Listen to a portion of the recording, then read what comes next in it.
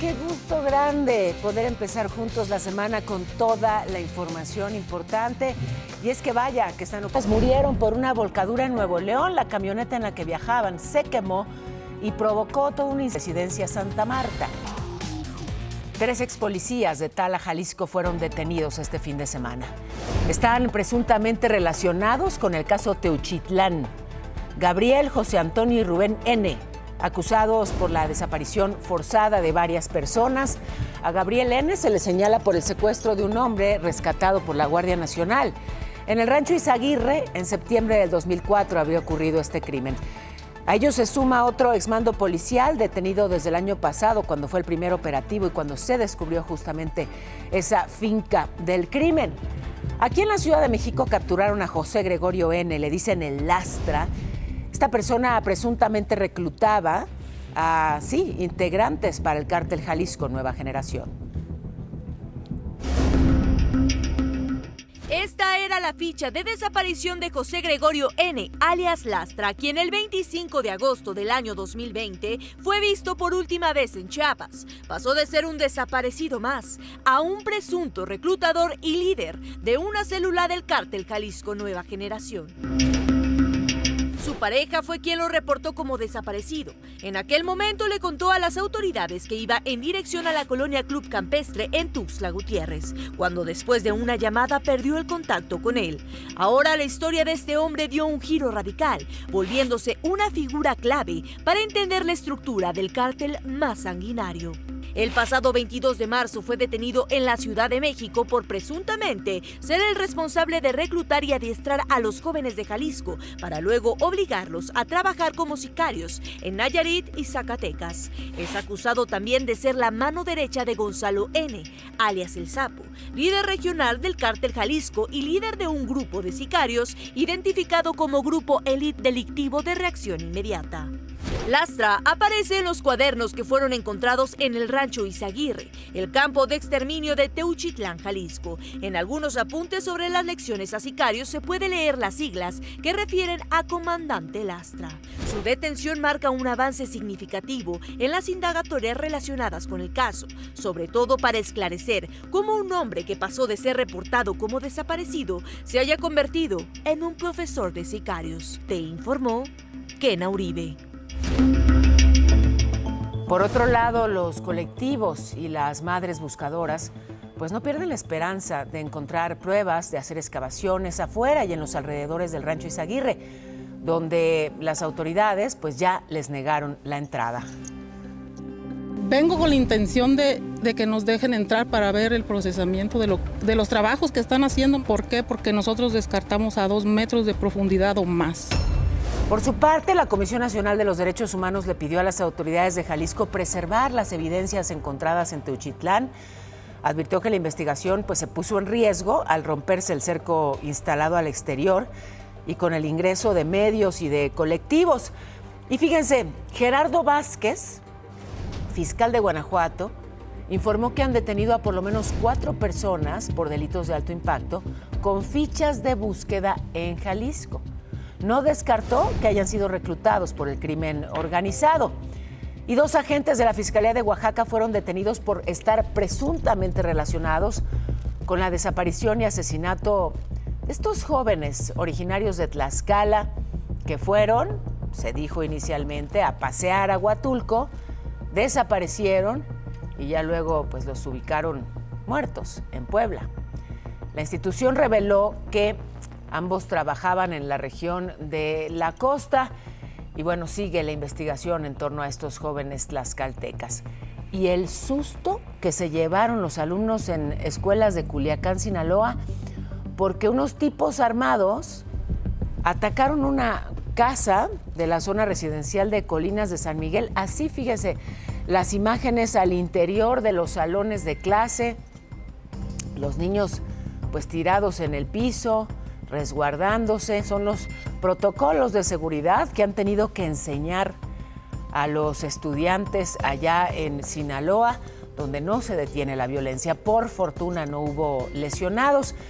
También en Sinaloa, fuerzas federales destruyeron 12 narcolaboratorios en Culiacán, Elote y Cozalá, presuntamente vinculados pues a las facciones de los Chapitos y de los Mayos. Les decomisaron materiales que se usan para fabricar drogas.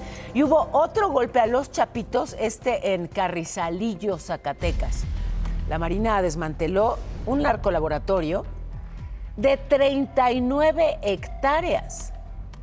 Ahí había, pues, algunos instrumentos para hacer drogas, precursores químicos, pero mire el tamaño del lugar.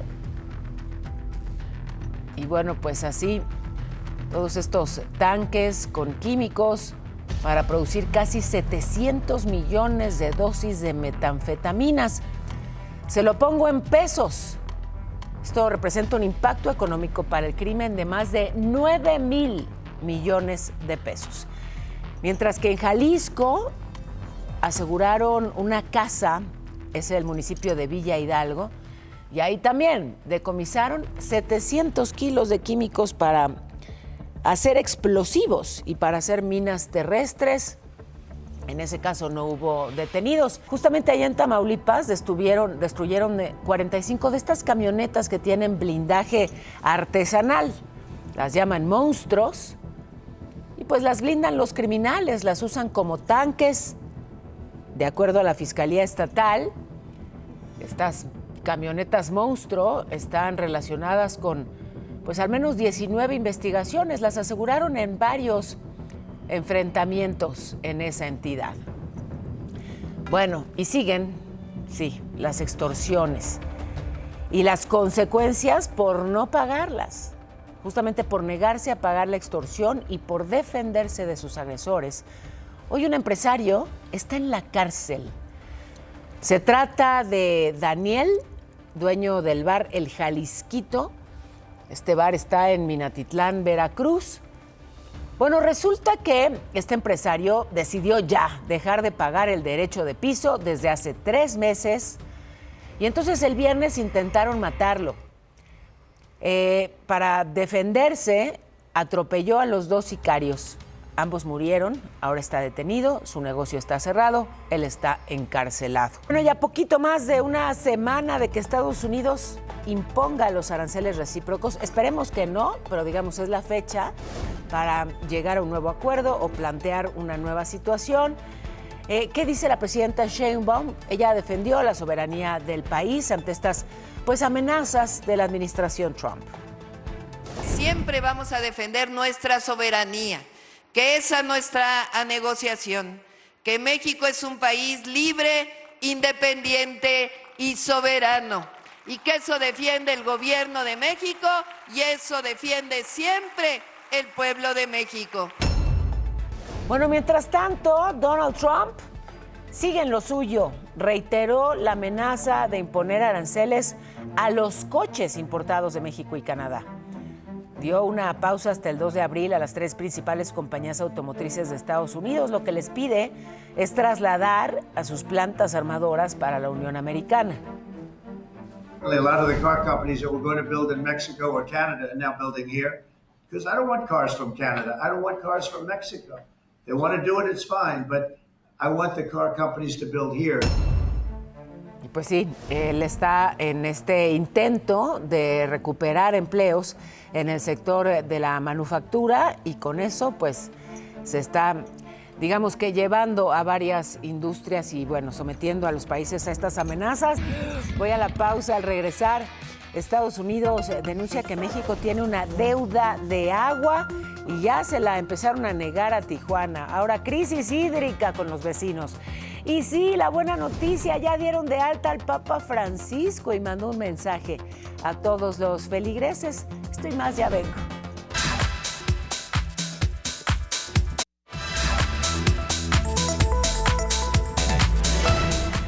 Otra vez atacaron a balazos la casa del regidor de Cuautla. Se llama Miguel Barranco, es un líder cañero y él ha venido denunciando amenazas, extorsiones y fíjese, la respuesta, un ataque a balazos directamente en su casa. No hubo heridos, pero ¿qué creen? Tampoco detenidos. Y en medio de exigencias de justicia, los familiares y compañeros de escuela despidieron a Toñito, Toñito es este niño de 9 años que desapareció el miércoles pasado en Tenango del Valle, Estado de México, y que lamentablemente al día siguiente fue encontrado muerto en la casa de su vecino Mario, quien incluso había participado en la búsqueda de Toñito. Tengo coraje, sentimiento, todo tengo. ¿Por qué lo hicieron? Porque me duele mucho que con todo y su cinismo anduvo él conmigo buscando. Una investigación en curso de la cual estaremos informando. Y bueno, la videovigilancia va a ser reforzada aquí en la Ciudad de México. De este año al 2030 se van a instalar 150,000 cámaras en puntos estratégicos, una inversión de 600 millones de pesos. Y yo agradezco muchísimo que esté hoy con nosotros justamente para hablarnos sobre este tema el coordinador general del C5, Salvador Guerrero Chiprés. Salvador, gracias por estar aquí, te lo agradezco muchísimo. A tus órdenes. Es que pues es clave, sí, para la seguridad, para la tranquilidad, el contar con cámaras de vigilancia, claro, instaladas por la autoridad. ¿Cómo estamos en ese sentido en la Ciudad de México? Bueno, hay que decir, tenemos 83,414 cámaras y el proyecto de la jefa de gobierno Clara Burgay es llegar a 150,000. Para poner en contexto rápidamente, el segundo estado que tiene una numerosa presencia de cámaras es el Estado de México y tiene 21,000, la cuarta parte de la Ciudad de México. Si a eso agregamos también y en contraste con Río de Janeiro, que tienen 31,000, y aún con la de Washington, D.C., el C5 de allá, el equivalente tiene menos cámaras que la Ciudad de México, así que ya tiene una gran robustez. Lo que estamos haciendo es procurando que la gente asuma que abrazando al C5 abraza la estrategia de seguridad que genera buenos resultados. Pero ¿cómo abrazamos al C5? ¿Cómo podemos ser parte, digamos, de la solución? Bueno, primero entendiendo, tenemos varias líneas de emergencia, voy a mencionar 4, 911 para emergencias en espacio público y privado, 089 para denuncia anónima, la línea SOS Mujeres *765 y la nueva línea para combatir fraude y extorsión, que es 55 50 36 33 01.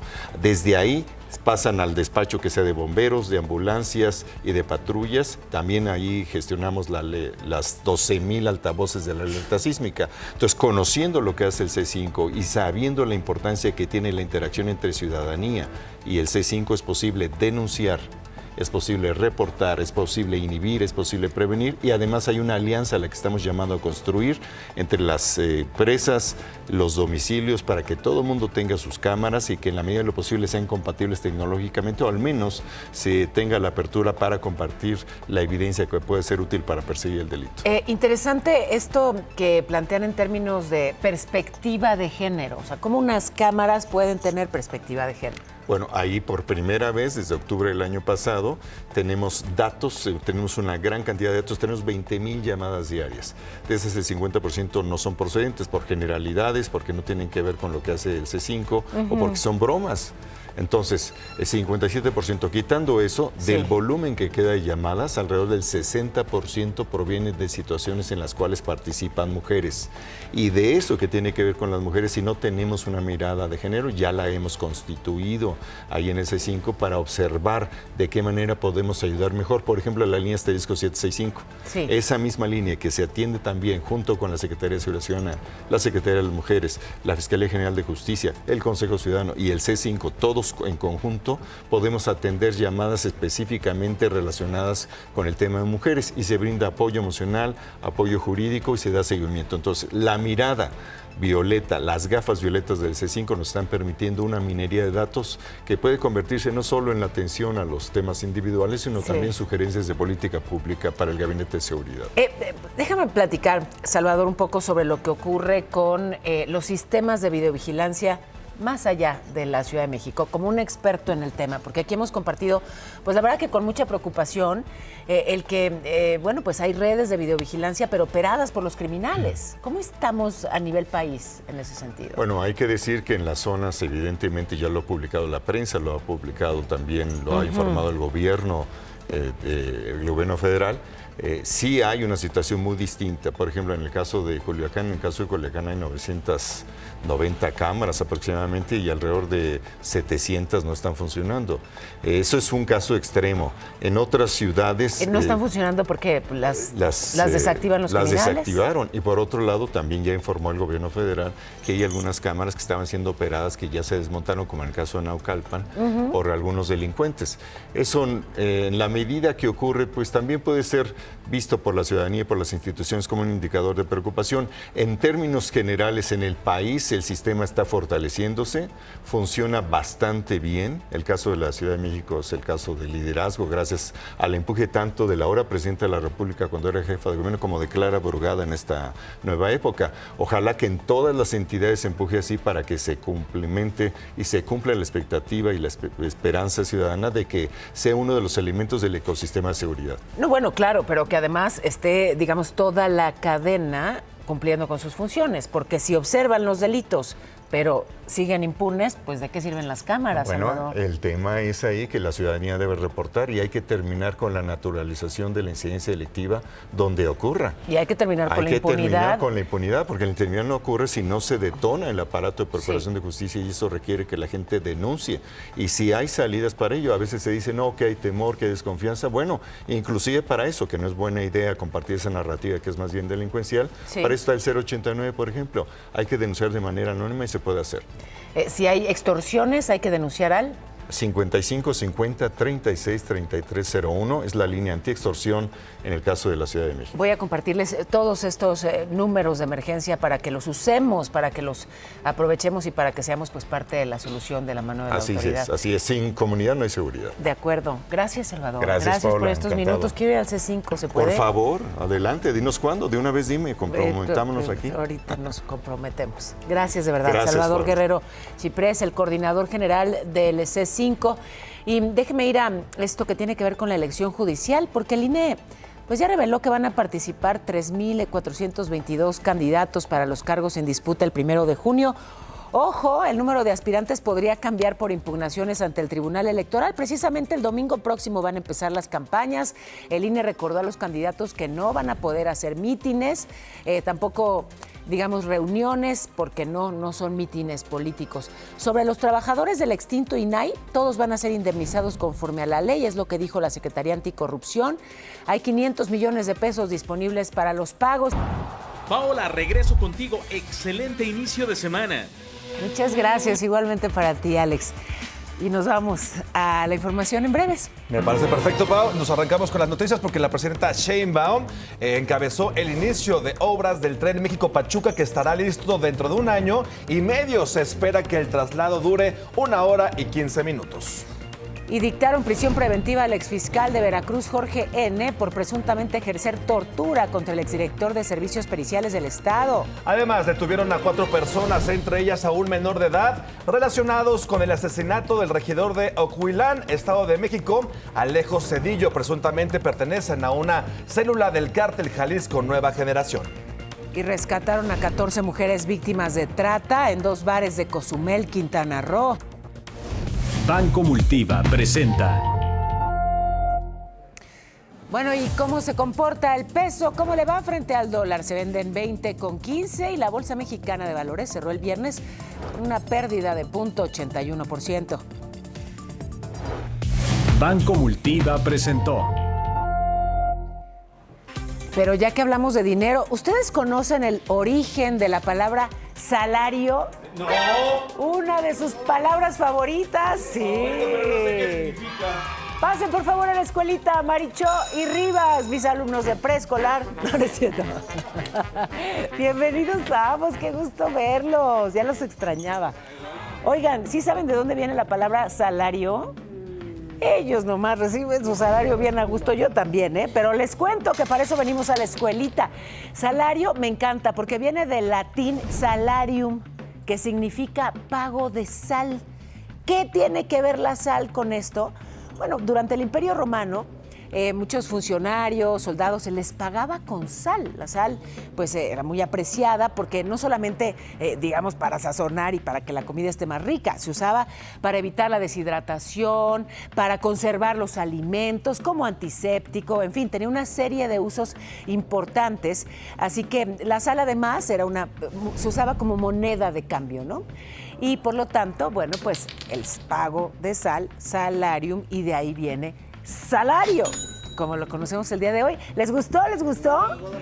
Y más les va a gustar ahorita que llegue la quincena. Muchas gracias. Ahora sí que me echen la sal, ¿no? Muchas gracias a ambos. Voy a la pausa. Al regresar, hablaremos en este espacio con Raúl Servín. Él es integrante del colectivo Guerreros Buscadores de Jalisco. Fue detenido uno de los integrantes más buscados de la Mara Salvatrucha. Se llama César Omar Hernández. Le dicen el lunático y estaba escondido en Chiapas. Ya lo deportaron a El Salvador y bueno, ahí podría alcanzar una condena de hasta 130 años de cárcel.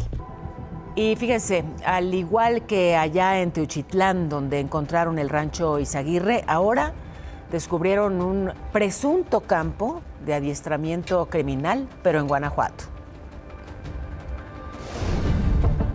Ubicado a 600 metros de una telesecundaria en la comunidad de Buenavista, en Yuriria, Guanajuato, este lugar de 2.150 metros cuadrados contaba con una construcción de 206 metros, equipada con habitaciones, cocina, baño y servicios básicos. Hoy el sitio permanece bajo resguardo de la Fiscalía del Estado y es un presunto campo de adiestramiento operado por el crimen organizado. El hallazgo se realizó el 6 de enero, luego de una serie de operativos tras un enfrentamiento ocurrido en Uriangato, donde 4 agentes estatales fueron asesinados. En el cateo del campo de entrenamiento, al menos 10 criminales fueron abatidos, 30 personas detenidas y un menor de edad rescatado. El hallazgo se suma a otros sitios en Guanajuato con características similares. Un estudio de la Universidad Iberoamericana documentó la existencia de 660 fosas clandestinas en el estado, con un total de 1.245 cuerpos. La mayoría de ellas en Irapuato, Salamanca, Juventino Rosas, Acámbaro, Celaya y Salvatierra. Además, el colectivo Desaparecidos Guanajuato advirtió que desde 2020 se han documentado contextos de hallazgos similares en Cerro Prieto y Comanja de Corona, los cuales podrían tratarse de campos de exterminio. Hallazgo documentado en esta solicitud de información pública a la Fiscalía del Estado, informó Montserrat Ortiz. Y bueno, pues ya que hablamos de campos de exterminio, yo agradezco mucho que esté hoy con nosotros Raúl Servín. Él es integrante del colectivo Guerrero Buscadores de Jalisco y pues lleva ya años, 7 años buscando a su hijo Raúl. Raúl tenía 20 y bueno, pues has estado incansablemente buscando alguna información sobre él. Te agradezco muchísimo, de verdad, la confianza. Gracias por estar hoy con nosotros. No, gracias a ustedes por este espacio que me otorgan. Raúl, cuéntame, tú eres parte de este colectivo y entiendo, pues, fuiste parte también de este grupo que hizo el hallazgo en el rancho Izaguirre. Sí, afortunadamente, pues yo, como saben, pertenezco al colectivo Guerreros Buscadores de Jalisco y efectivamente nosotros estuvimos ahí el 5 de marzo para poder recuperar a las personas que estaban en su momento y que siguen estando más personas ahí. ¿Cómo es que llegaron esa primera vez? Entiendo que hubo algunas denuncias anónimas que les planteaban que, bueno, había ahí restos humanos. Sí, a raíz de que se hace el enfrentamiento entre septiembre y octubre con la Guardia Nacional, pues los medios de comunicación dieron a conocer esa nota. De ahí se derivan muchas llamadas a la página de Guerreros Buscadores de Jalisco, el cual nos refieren que fuéramos, pues, porque ahí hay personas sepultadas. Y pues fue hasta el 5 de marzo que pudimos ir, ya que no contamos con medio de transporte que llegue hasta allá, y pues ahora sí que en lo económico pues tampoco. Pero ese 5 de marzo pues logramos estar en ese rancho. ¿Y qué fue lo que encontraron ese día, Raúl? Pues al ingresar, desgraciadamente, nos encontramos con la sorpresa de mucho calzado, muchos pantalones, playeras, gorras, carteras, maletas, mochilas y ropa íntimas de mujer, así como de hombres, y casquillos. Personalmente yo pude sacar muchos casquillos que también los sepultaron. Se encontraron bolsas de balas de gocha y desgraciadamente 3 hornos crematorios. A ver, esto es importante porque ha habido mucha polémica al respecto y también información contradictoria. ¿Tú viste esos hornos crematorios? ¿Tú los viste? Sí, efectivamente, mientras yo estaba haciendo mis labores, donde encontré los casquillos, mis compañeros me mencionan que ya habían encontrado restos de cuerpos, pero no sabía yo de qué manera, hasta que acudo con ellos ahí a verificar. Y son restos óseos que estaban en la superficie, no estaban sepultados. Hasta después de que empezamos a hacer las excavaciones, o empiezan a hacer las excavaciones mis compañeros, nos damos cuenta que abajo de la tierra escarbaron para hacer unos hoyos y ponerle ladrillos alrededor y quemar ahí a las personas que les quitaron la vida. Por otro lado, Raúl, si algo ha resultado indignante es saber que a ese predio ya habían ingresado las autoridades, ya habían ocurrido cateos y operativos. Preguntarte, todos estos hallazgos que ustedes realizaron, ¿entraron y simplemente estaban ahí las prendas o cavaron para encontrarlas? ¿Cómo fue? No, todas las prendas se encontraron en un cuarto, si viste las imágenes, un cuarto que es de doble piso, es una barda color rojo. Dentro de ese cuarto había muchísimas prendas y calzado y lo que te menciono, y en la parte de abajo había una bodega que tenía techo. Al igual ahí había muchísimas prendas y calzado y mochilas y como todo lo que te venía diciendo, todo estaba en la superficie, eso no estaba sepultado ahí. Sí había, se hicieron unas pequeñas excavaciones y también había prendas pues ahí enterradas, pero la mayoría de las prendas y todo lo demás estaba arriba del piso. O sea, estaban a la vista, no había manera de no notarlas. Efectivamente, no, desde que ingresa uno, la verdad, fue un dolor para uno porque pues el pensar eso de cuántas personas estuvieron ahí en su momento y si esas personas pues fueron llevadas a algún lado o fueron las personas que les quitaron la vida en ese lugar. Raúl, dime otra cosa, hubo este recorrido recientemente ya junto con las autoridades, integrantes de los medios de comunicación y bueno, ya el panorama al interior era, entiendo, radicalmente distinto. ¿Qué me dices? Sí, no, efectivamente, yo lo sigo diciendo, la verdad. Esta fue una burla por parte de, yo creo que no sé quién lo hizo así, porque fuimos una burla para ellos, que no sé con qué objetivo lo hicieron, si era para que ya ingresando mucho personal, como que ya hubo manipulación al haber ingresado tanto como periodistas como nosotros de varios colectivos de aquí de Jalisco, como otros que vinieron de otros estados. Fue realmente una farsa lo que hicieron ellos, la verdad, y una burla que se burlaron de nosotros. Raúl, preguntarte, sabemos que quienes están buscando a sus familiares reciben amenazas constantemente y son perseguidos. ¿Te han amenazado a ti? Gracias a Dios, pues hasta ahorita no, y espero que así sea, pero sí, sí ha habido amenazas por parte hacia el colectivo, y más que nada pues a la líder Indira Navarro, pues que no deberían de actuar de esa manera, que al final de cuentas por nosotros no le queremos hacer daño a nadie, la verdad. Nuestro objetivo es buscar a nuestros familiares y poderlos regresar a casa. Estamos justamente viendo en este momento en la pantalla la imagen de tu hijo para sumarnos a este objetivo tuyo de pues dar con él, tener alguna información para pues poder saber de Raúl Servín Galván. Ahí vemos la imagen de tu hijo a quien buscas desde hace años y qué bueno que mencionas que en tu interés no está confrontarte con nadie, sino simplemente saber dónde está Raúl. Ha habido, digamos, toda esta tendencia a confrontarlos a ustedes, familiares de personas desaparecidas, con el gobierno, cuando pues el verdadero enemigo, me parece, son los grupos criminales, ¿no? Son quienes han desaparecido a las personas. ¿Qué les dices a quienes justamente están queriéndolos poner a ustedes como enemigos políticos de este gobierno, Raúl? Sí, pues sabemos esto, pues de que hay muchas personas atrás de todo esto que se esconden en una página para empezar a desacreditarnos, para que el mismo gobierno pues no nos tome en serio todo esto, porque se ha hablado de que todo lo montamos nosotros, que todos nosotros llevamos todas las evidencias, que pues que nada fue cierto, pero sí, yo lo digo, y lo digo bien claro, sí, que nosotros vamos a seguir luchando bajo cualquier circunstancia, lo que hablen de nosotros, lo que digan nosotros sabemos la verdad, y pues la muestra está ahí de lo que encontramos, ¿verdad? Entonces nuestro objetivo es encontrarlo nada más, y no vamos a pelear ni con el gobierno, no vamos a pelear con los del crimen organizado, porque la cuestión es, se agravaría más para nosotros, entonces claro, nosotros irnos por el lado derecho hasta encontrarlos. Tu único interés es encontrar a Raúl. Pues te agradezco mucho, de verdad, estos minutos, esta confianza, y pues nos sumamos a la búsqueda contigo, difundiendo esta imagen de tu hijo. Gracias, de verdad, gracias, Raúl. Te abrazo desde aquí.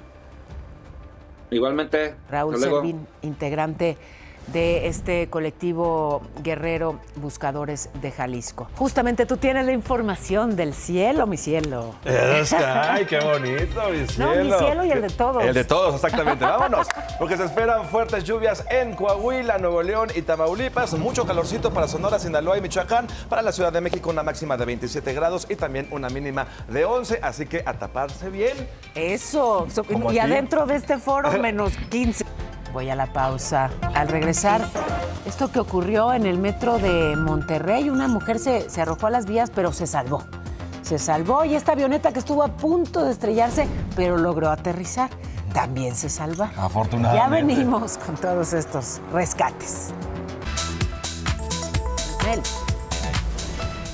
Detuvieron a 3 expolicías de Tala, Jalisco, presuntamente relacionados con los delitos que se hacían en el Rancho Izaguirre, en Teochitlán. Están acusados de desaparición forzada. En la Ciudad de México capturaron a José Gregorio N., presunto reclutador del cártel Jalisco, ligado también al caso Teochitlán, con ficha de desaparición desde 2020. Hoy el secretario de Seguridad, Omar García Harfuch, dio más detalles de este personaje. Se le vincula con el reclutamiento de personas para la organización delictiva durante el periodo de mayo del 2024 a inicios de marzo del 2025. Se tiene conocimiento que José Gregorio N. contaba con un grupo de colaboradores dedicado al proceso de reclutamiento. Utilizaba principalmente redes sociales para ofrecer oportunidades laborales falsas mediante engaños. Y fue asesinado el secretario de Seguridad de Tulum, Quintana Roo, José Roberto Rodríguez. Uno de los atacantes también murió. 12 personas murieron por una volcadura en Nuevo León. Esta camioneta se quemó y provocó todo un incendio forestal. La presidenta Sheinbaum lanzó un plan para recuperar los ríos contaminados. Empezarán con los de Atoyac, Tula y Lerma, Santiago. Se van a destinar 24,000 millones de pesos para proyectos hídricos.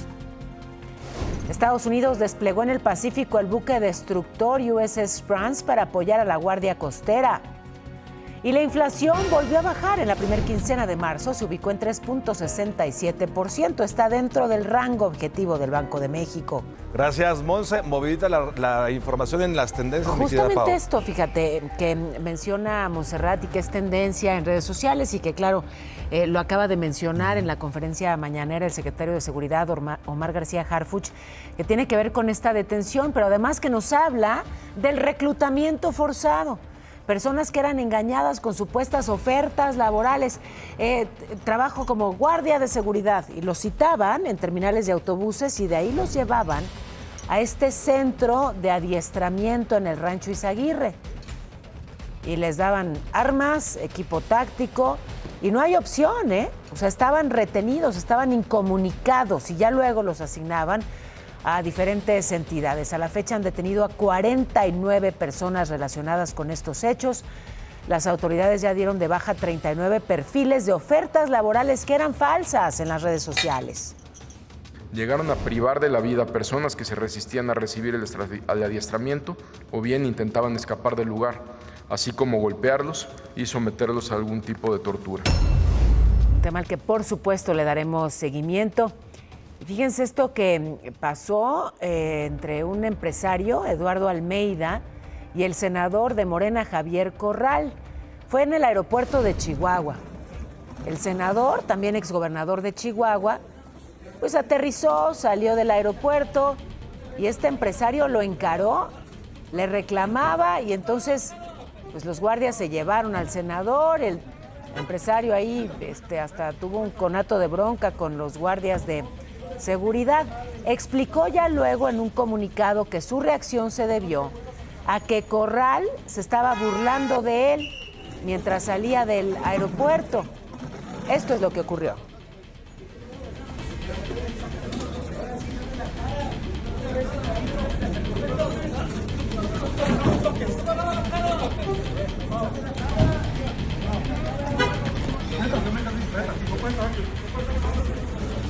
Bueno, y Javier Corral se subió a su camioneta y se fue. En Parque Delta, esto es en la alcaldía Benito Juárez, también de la Ciudad de México, 2 tipos en moto trataron de robarle a una persona que estaba estacionando su coche. Llegaron, le rompieron el cristal, el hombre pidió ayuda y los ladrones pues escaparon. No le robaron nada, pero sí sufrió heridas porque estaban todos estos vidrios rotos. Y esta avioneta estuvo a punto de estrellarse, tuvo una falla mientras volaba en Omitlán de Juárez, allá en Hidalgo. El piloto logró maniobrar y aterrizó sobre la carretera real del Monte Huasca. Así quedó la avioneta y el piloto, pues un buenazo. Salvó su vida y la de su acompañante. Ambos resultaron ilesos. El piloto de la aeronave refiere que sufrió un fallo del motor y él al intentarla aterrizar sobre la autopista nueva, una de sus alas choca con una lámpara y es lo que ocasiona que quede así como están las imágenes. Fíjense, trasladaron a 80 pacientes al nuevo Hospital General de Culiacán, Sinaloa, doctor Bernardo J. Gastelum. Fue un operativo que duró varias horas con saldo blanco. Este hospital arrancó operaciones ya al 100%, una obra que costó 1.500 millones de pesos.